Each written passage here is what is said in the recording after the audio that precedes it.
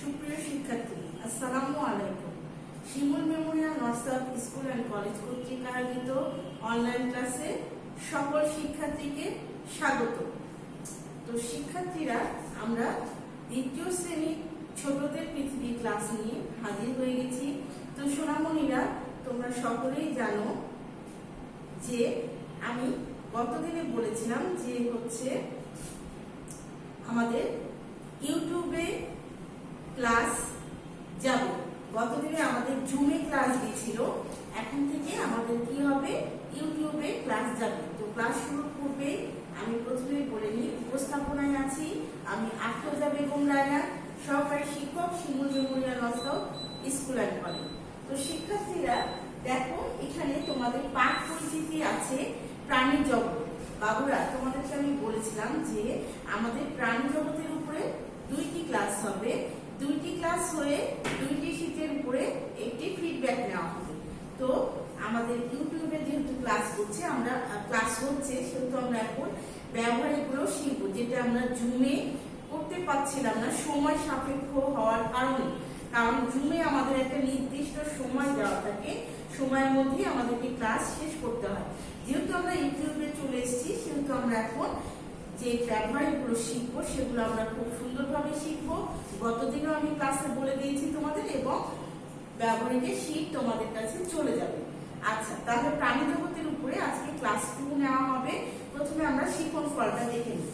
দেখো, শিখন ফলে কি আছে, বৃহত্তম ও ক্ষুদ্রতম পাখি সম্বন্ধে বলতে পারবে, দর্জি পাখি ও উট পাখি সম্পর্কে লিখতে পারবে, শিল্পী পাখি সম্পর্কিত তথ্য সম্বন্ধে জানতে পারবে, বৃহত্তম সরীসৃপ ও বেশি দিন বাঁচে সরীসৃপের তথ্য শিখতে পারবে।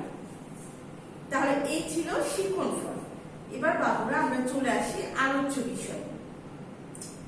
আচ্ছা, আলোচ্য বিষয় দেখো সোনামণিরা, আমি জুমেও তোমাদেরকে আলোচ্য বিষয় কি করাতাম, তোমাদেরকে খাতায় তোলাতাম, তাই না? যেহেতু জুমে আমাদের ক্লাসগুলো হতো, আমরা সবকিছু হোয়াটসঅ্যাপে পেয়ে যেতাম ছবি আকারে, বা তোমাদের সমস্যাগুলো তোমরা আমাকে সরাসরি বলতে পেরেছো। এখন যেহেতু ইউটিউবে ক্লাস যাবে, সেহেতু আমরা কি করব, আমাদের ক্লাসগুলোর যে লেখাগুলো আমরা খাতায় তুলে নিব, ঠিক আছে? তারপর আমাদের ফোন নাম্বার তো আছে, আমরা যোগাযোগ করব কোনো সমস্যা হলে। তো দেখো, এখানে আমি আলোচ্য বিষয় দিয়েছি বৃহত্তম ও ক্ষুদ্রতম পাখি। আমরা তুলে নিব, খাতায় তুলে নিব, বৃহত্তম ও ক্ষুদ্রতম পাখি, দর্জি পাখি ও শিল্পী পাখি, দর্জি পাখি ও শিল্পী পাখি, বৃহত্তম সরীসৃপ, উট পাখি বেশি দিন বাঁচে সরীসৃপ।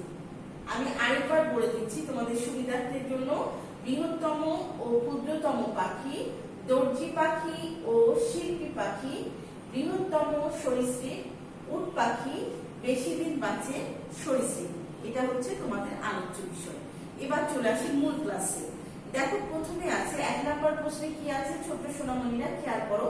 তোমাদের শীট চলে যেতেছে, আশা করি তোমাদের হাতে, সকলের হাতে শীট আছে। ক্লাসে বসার সময় অবশ্যই আমরা শীট নিয়ে বসবো। এটা আমি সবসময় তোমাদেরকে বলে থাকি যে ক্লাসে বসতে হলে আমরা শীট নিয়ে বসবো। পৃথিবীতে কত প্রজাতির পাখি আছে? এখানে বিভিন্ন পাখির ছবি আমি তোমাদেরকে স্লাইডে দিয়েছি। পাখি বিভিন্ন ধরনের হতে পারে। এখানে যে পাখি দেওয়া আছে, এগুলোই যে শুধু পাখি তা নয়, পৃথিবীতে অনেক পাখি রয়েছে, বিভিন্ন জাতের পাখি রয়েছে। তাহলে আমরা কি জানবো, পৃথিবীতে 9000 প্রজাতির পাখি রয়েছে। তাহলে আমরা কি করলাম বাবুরা, যে পৃথিবীতে কত প্রজাতির পাখি রয়েছে? পৃথিবীতে 9000 প্রজাতির পাখি রয়েছে। এবার দেখো 2 নম্বর কোশ্চেন। 2 নম্বর কোশ্চেনে আছে পৃথিবীর বৃহত্তম ও ক্ষুদ্রতম পাখি কোনটি?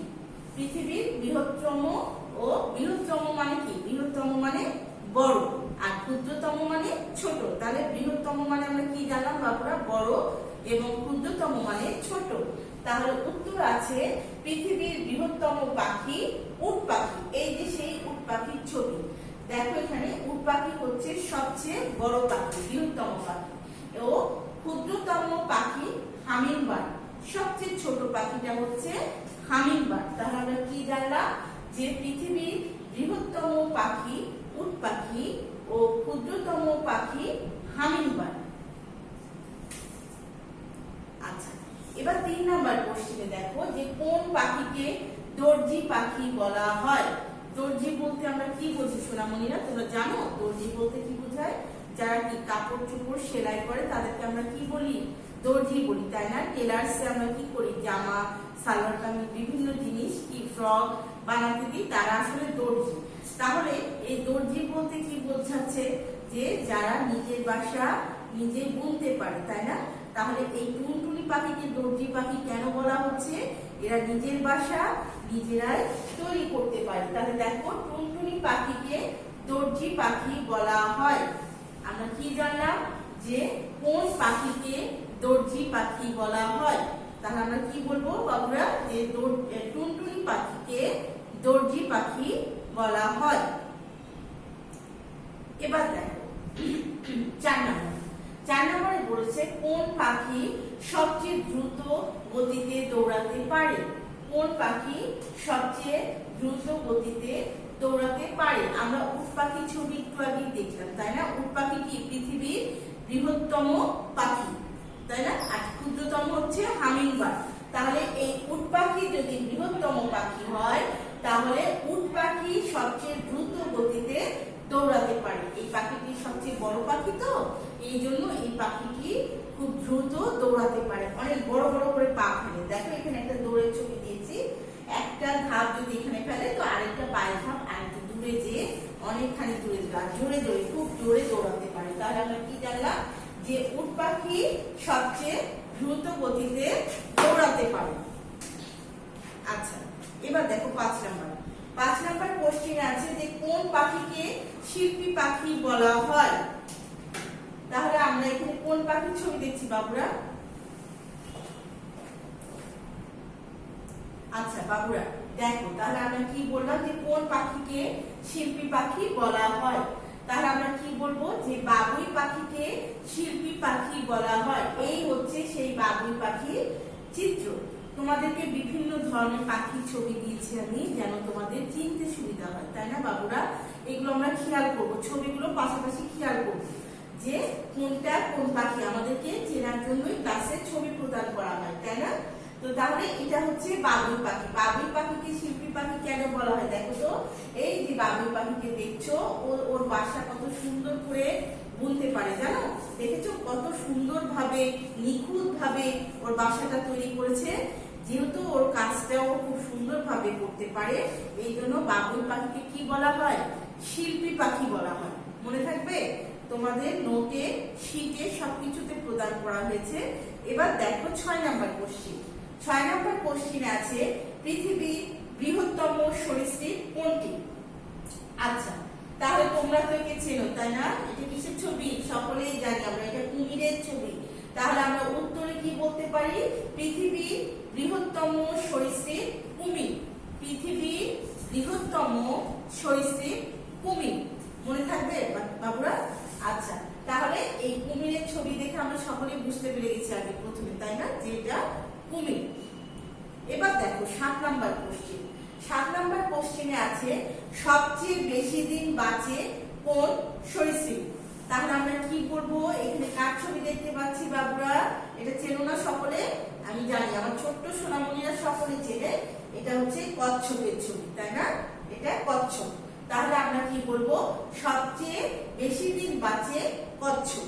সবচেয়ে বেশি দিন বাঁচে কোন সরীসৃপ? আমরা কি বলবো? সবচেয়ে বেশি দিন বাঁচে কচ্ছপ। সবচেয়ে বেশি যে সরীসৃপ গুলো রয়েছে, সাপ, কুমির, কচ্ছপ, তার মধ্যে কি কচ্ছপ সবচেয়ে বেশি দিন বাঁচে। তো সোনামণিরা, এটা ছিল তোমাদের আজকের ক্লাস। এবার চলে এসেছি মূল্যায়ন পর্বে। আচ্ছা, মূল্যায়ন পর্বে দেখো যে এখানে কি রয়েছে, যে পৃথিবীর বৃহত্তম পাখি কোনটি? জুমে যখন ক্লাস হতো আমি কি করতাম বাবুরা? তোমাদের কাছ থেকেই আমি কি করতাম? মূল্যায়নের কোশ্চেন গুলো অ্যান্সার কি করতাম? জেনে নিতাম, তাই না? তোমাদেরকে কোশ্চেন করতাম। কিন্তু যেহেতু ইউটিউবে হচ্ছে, আমি অ্যান্সার গুলো বলে দিচ্ছি। দেখো, পৃথিবীর বৃহত্তম পাখি উট পাখি। পৃথিবীর বৃহত্তম বৃহত্তম পাখি উট পাখি। সবচেয়ে বেশি দিন বাঁচে কোন সরীসৃপ? তাহলে আমরা কি বলবো? সবচেয়ে বেশি দিন বাঁচে কচ্ছপ। এখনই বললাম আমরা সবচেয়ে বেশি দিন বাঁচে কচ্ছপ। 3 নাম্বার কোশ্চেন আছে, কোন পাখিকে দর্জি পাখি বলা হয়? আমরা কি বললাম? টুনটুনি পাখিকে দর্জি পাখি বলা হয়। 4 নম্বরে আছে, পৃথিবীর বৃহত্তম সরীসৃপ কোনটি? আমরা কি পড়েছি বাবুরা? পৃথিবীর বৃহত্তম সরীসৃপ কুমির, তাই না? তাহলে এটা হচ্ছে তোমাদের মূল্যায়নের কোশ্চেন, তোমরা সকলে খাতায় তুলে নেবে। এবার চলে আসে নেক্সট ডে। নেক্সট ডে পড়া আছে দেখো ফিডব্যাক। প্রদত্ত দুটি শীটের পড়া। আমি প্রথমে ক্লাসের শুরুতে বলেছিলাম যে তোমাদের নেক্সট ডে 2টা প্রাণী জগতের ক্লাসের উপরে একটা ফিডব্যাক নেওয়া হবে। আশা করব তোমরা সকলে বাসায় সুন্দর করে পড়ে ফিডব্যাকটা দেওয়ার চেষ্টা করবে। এবার চলে আসি ব্যবহারিক। ব্যবহারিক দেখো বাবুরা, তোমাদেরকে আমি বলেছিলাম জুমে যে আমি ইউটিউবে ক্লাস শুরু হলে তোমাদেরকে ব্যবহারিকগুলো শেখাবো। তাহলে আজকে আমাদের প্রথমে আছে দেখো যে ফোল্ডার ক্রিয়েট করে ফাইল সংরক্ষণ করা শেখানো হবে। আজকে আমরা কি করব? আগে ফোল্ডার তৈরি করব, তারপরে ওর মধ্যে কি করে ফাইল সংরক্ষণ করতে হয় সেটা আমরা সুন্দর করে জেনে নিব এবং বাসায় বেশি বেশি প্র্যাকটিস করব। তো চলে যাই সোনামণিরা, চলো ব্যবহারিক ক্লাসে। তো বাবুরা, আমি কি বললাম যে ব্যবহারিকে আমি শেখাচ্ছি তোমাদেরকে ফোল্ডার ক্রিয়েট করে তার মধ্যে যে ফাইল সংরক্ষণ করা সেটা আজকে তোমাদেরকে শেখাবো। তাহলে আমরা প্রথমে কি করব দেখো তো। প্রথমে আমার এই যে মাউসের যে চিহ্নটা, এটা তোমরা সকলে খেয়াল করতে পারছো, তাই না?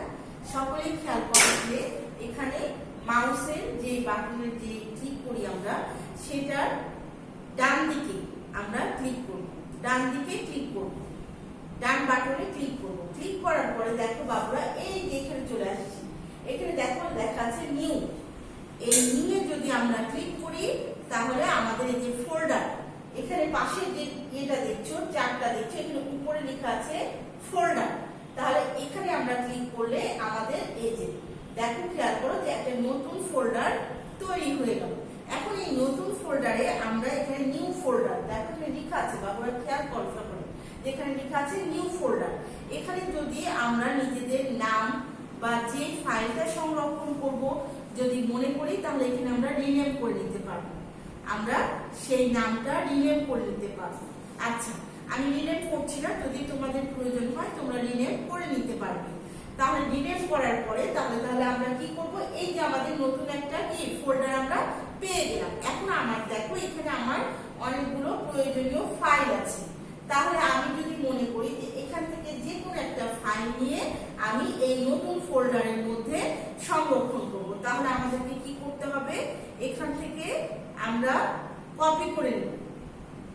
ধরো যে আমি এই ফাইলটা নিয়ে যাচ্ছি, তাহলে এখানে আমরা কপি করে নিলাম। এই যে দেখো এখানে প্রথমে থেকে নিচে নেমে আসো, দেখো এখানে লেখা আছে কপি। এখান থেকে আমরা ক্লিক করে কপি করে নিলাম, এই যে কপি করে নিলাম। কপি করে নেওয়ার পরে আমরা এই নিউ ফোল্ডারে যেয়ে আমরা আবার ডান বাটনে ক্লিক করব। ক্লিক করার পরে দেখো এখানে লেখা আছে পেস্ট।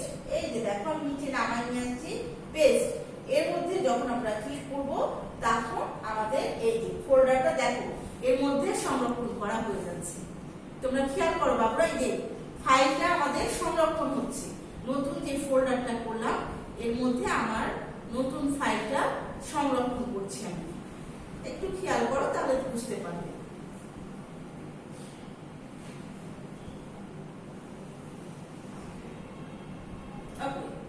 কমপ্লিট।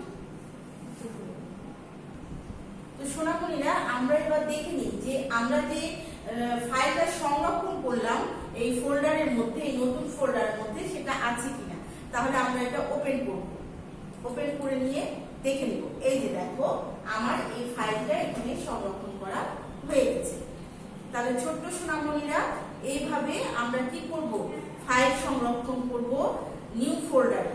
নতুন ফোল্ডার আগে ক্রিয়েট করে নিব, তারপরে তার মধ্যে আমরা ফাইল সংরক্ষণ করব।